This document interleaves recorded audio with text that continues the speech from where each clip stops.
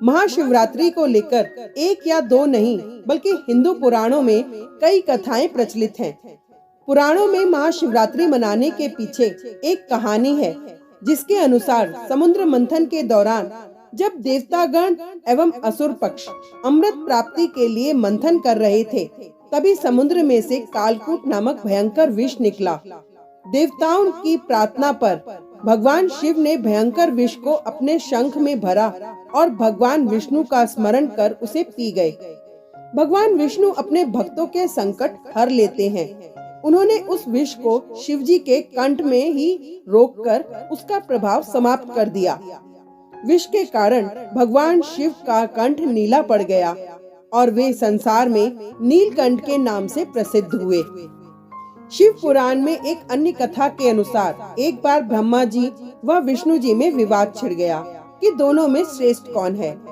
ब्रह्मा जी सृष्टि के रचयिता होने के कारण श्रेष्ठ होने का दावा कर रहे थे और भगवान विष्णु पूरी सृष्टि के पालनकर्ता के रूप में स्वयं को श्रेष्ठ कह रहे थे।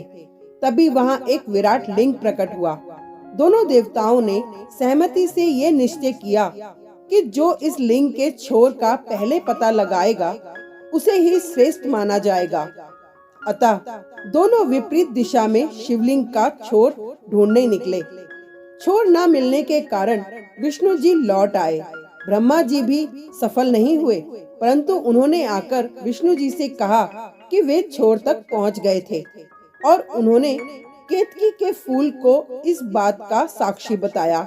ब्रह्मा जी के असत्य कहने पर स्वयं शिव वहां प्रकट हुए और उन्होंने ब्रह्मा जी का एक सिर काट दिया और केतकी के फूल को श्राप दिया कि शिव जी की पूजा में कभी भी केतकी के फूलों का इस्तेमाल नहीं होगा, क्योंकि ये फाल्गुन के महीने का 14वां दिन था, जिस दिन शिव ने पहली बार खुद को शिवलिंग रूप में प्रकट किया था।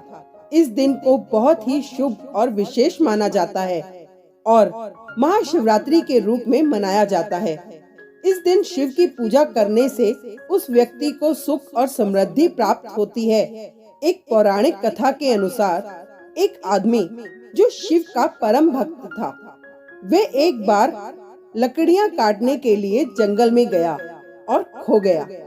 बहुत रात हो चुकी थी, इसलिए उसे घर जाने का रास्ता नहीं मिल रहा था, क्योंकि वह जंगल में काफी अंदर चला गया था।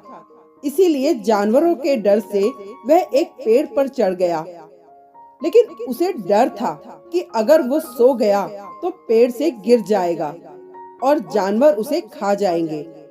इसीलिए जागते रहने के लिए वह रात भर शिवजी का नाम लेकर पत्तियां तोड़कर गिराता गया।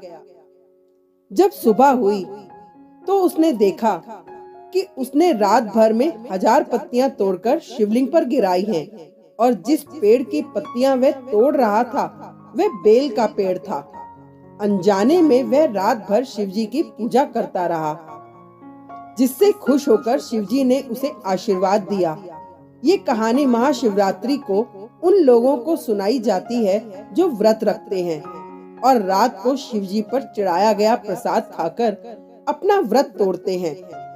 एक कारण यह भी है इस पूजा को करने का कि ये रात अमावस की रात होती है, जिसमें चांद नहीं दिखता है और हम ऐसे में भगवान की पूजा करते हैं।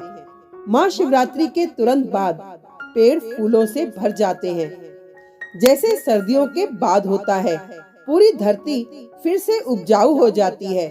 यही कारण है कि पूरे भारत में शिवलिंग को उत्पत्ति का प्रतीक माना जाता है। भारत के हर कोने में शिवरात्रि को अलग अलग तरीके से मनाया जाता है। Thank you.